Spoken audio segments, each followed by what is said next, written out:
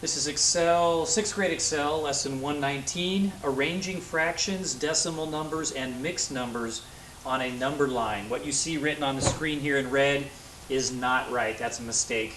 So you can ignore that right there. Okay. This is a very hard lesson. It's going to take quite a while. You're going to need to pay attention the whole way through the lesson. You're probably going to want to rewind back up and watch things several times over and over again. This always gives kids trouble, so really pay extra good attention. Make sure you have no distractions for yourself as you're watching this lesson. Okay, let's get started here down in the words. It says each of the numbers listed on the next screen is represented by a letter on this number line. This number line right up here. Write the letter next to the number it represents. Explain why you match the letter with that number. For example, 3 3/8 is positive, so it is the right of 3. 3 3/8 is to the right of positive 3, and it is the right of the 1/4 mark because 3/8 is greater than 1/4. Therefore, it is point T. So 3 3/8 is right there at point T, and the reason it's not that one is that each one of these marks is 1/4. That's 1/4, 2/4. Oh, I better make that a little smaller. 2/4 or 1/2, and that's 3/4. And so you can see this first line here would be 3 1/4. So what we're saying is if you're going to place 3 3/8 on the number line, 3/8 compared to 1/4, 4 times 3 is 12, 8 times 1 is 8. 3/8 is the larger fraction, so 3/8 is going to be after 1/4. And that's why 3 3/8 is T and not S. All right, let's take a look at some of these. Keep in mind when a negative number has a less value than another negative number, it is located farther to the left of the zero on the number line. What they're reminding you of is that as you go down the number line, if this is -8, -9 would be here. Going further and further away from zero, the numbers actually get larger by looking at them like the 9 looks bigger than the 8, but it's actually a smaller number because it's negative. So it tells you right here, -2.2 is more negative, so it has less value, and it is to the left of -2. -2.2 is going to be further down this way from 2. It is to the right of the 1/4 mark because -0.2 is closer to 0, has more value than -0.25. Therefore, -2.2 is point D. Let's take a look at that and talk about it.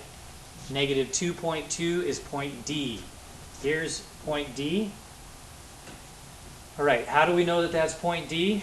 Well, this spot right here, that line, is below the -2, so that's -2 1/4. Remember, each one of these lines is a fourth.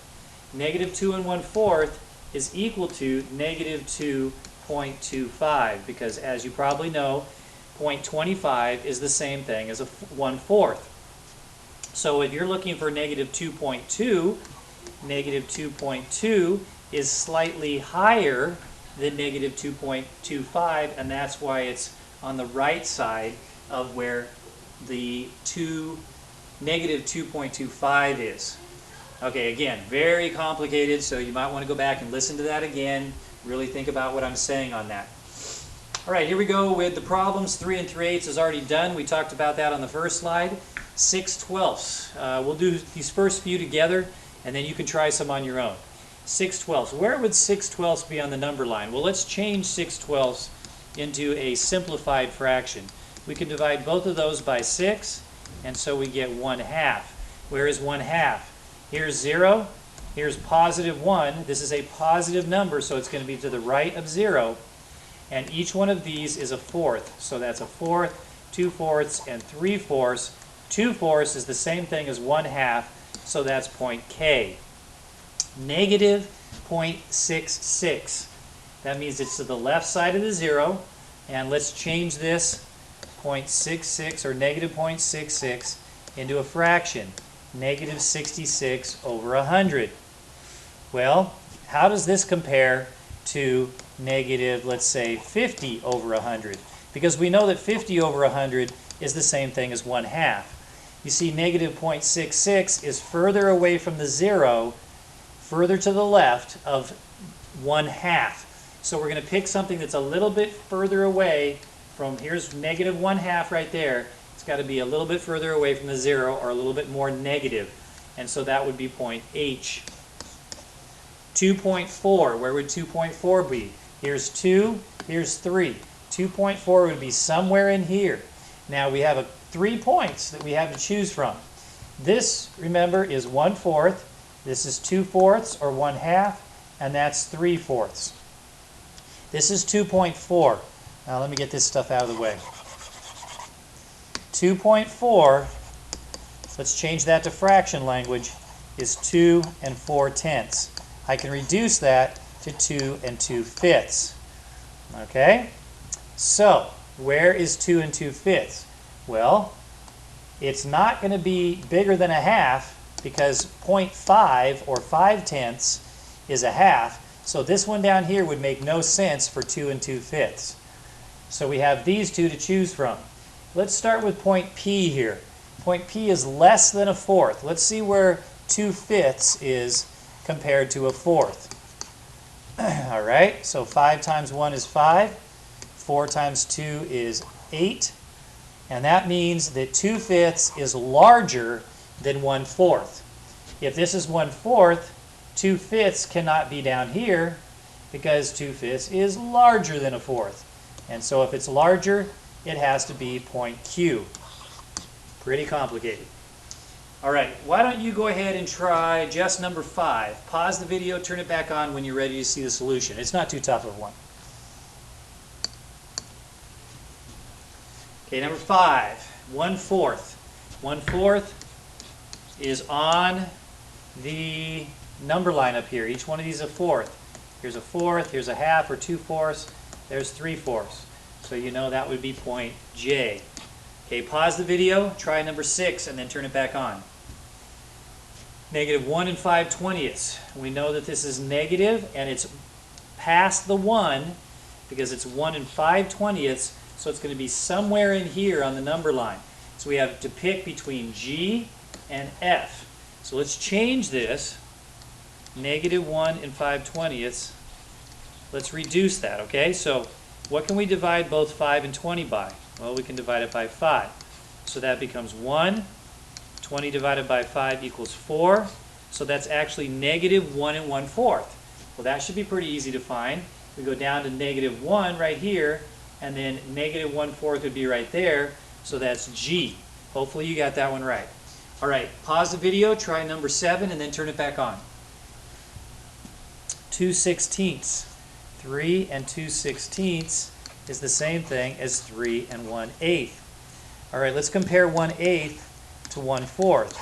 Which one's larger? Well, obviously 1/4 is larger. So this is going to be past the 3, but it's going to be before the 3 1/4. Here's 3, past the 3, here's 3 1/4. It's got to be before the 3 1/4, which makes it point S. All right, pause the video, do number 8, and then turn it back on. 1.5. 1.5, as you probably know, is equal to 1 1/2. Here's 1, and here's 2. Halfway between 1 and 2 is right there. That's point N. All right, go ahead and do 9 and 10. Turn it back on to see the solutions to those. Negative 2.0, that's exactly on the 2. That point 0 doesn't mean anything. Negative 2 is right here. The point E is right on negative 2.0. Positive 2.8. So you're going to go to 1, to 2, and then it's going to be past that someplace in here. Now, how does point 8 compare to the fractions 1/4, 1/2, and so on? First of all, how does it compare to 1/2? Well, 1/2, as you probably know, is 2.5. So 2.8 is larger than 2.5. Here's 2.5. Has to be bigger. The only point that's past 2.5 is R, so we know it's point R. All right, go ahead, pause the video, try 11 through 16, then turn it back on again when you're ready to see the solutions. Negative 2.5, negative 0.25, excuse me, is equal to negative 1/4, because 2500ths can be reduced to 1/4. And so if we're at 0 and we go negative to 1/4, it's right there, that's I. negative 3.3, 1, 2, 3, and we have to go past that because it's negative 3.3. We have A and B to choose from. Now let's take a look at what 3.3 means. It's 3/10. How does that compare to 1/4? Because we know this spot right here is 1/4. If I know that this fraction is larger than a fourth, it's going to be past the 1/4. If it's smaller, it's going to be before we get to the 1/4. So 10 times 1 is 10, 4 times 3 is 12. 3/10 should end up being past the 1/4. So that makes it point A. Point 9 is almost at 1, right? That's 9/10. Where would 9/10 be? Almost at 1. Right there at L. 1 and 7/8. Let's see. 7/8 is almost at 2, right? So this is going to be 1 almost to 2. We can see that that's right there at point O. Negative 2 and 9/18 is the same thing as negative 2 1/2 because you can divide both of those by 9. And so we're going to go down 1, 2 to 2 1/2. Point C is negative 2 1/2. Negative 1 3/4.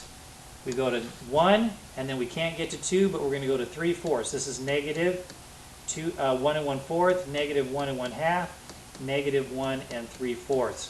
That's point F. All right, so that's it. Hope you understood it. Thanks for watching.